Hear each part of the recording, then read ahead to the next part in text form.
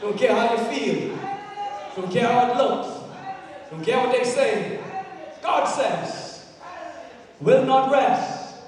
God says, I will not allow my work, my servants to be silent until your righteousness shines.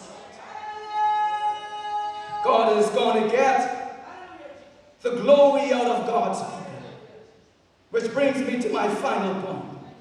We're going to shine, reflecting the glory of God, relying on the grace of God, responding in gratitude to God.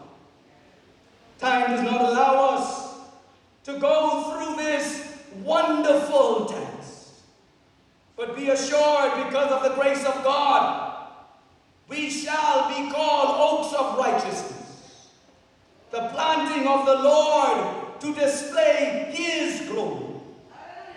But I must point out this interesting part of Isaiah 62, and then I'm out of your way. He says, upon your walls, O Jerusalem, verse 6, I have posted watchmen, if you please. All day and all night they shall never be silent. You who remind the Lord, take no rest, and give Him no rest until He establishes Jerusalem and makes it renowned throughout the earth. You look at another translation, it picks up the actual Hebrew word that is used. For what you will find there in verse 7 is that the text suggests that God is calling those who will remind or mention, repeat His word, His promises, until He causes Jerusalem to be appraised. Where you see it says, until it is renowned. That means well known, good reputation. It actually says until He makes Jerusalem appraised. Tehillah is that word that is used. Tehillah has as its root another familiar word, halal, which means to praise. But halal also means to shine. So what he says is, continue to ring on, as it were, the prayer bells, until God makes His people, makes the city a praise. Now you're going to have some people who interpret that as, look how good and wonderful you are.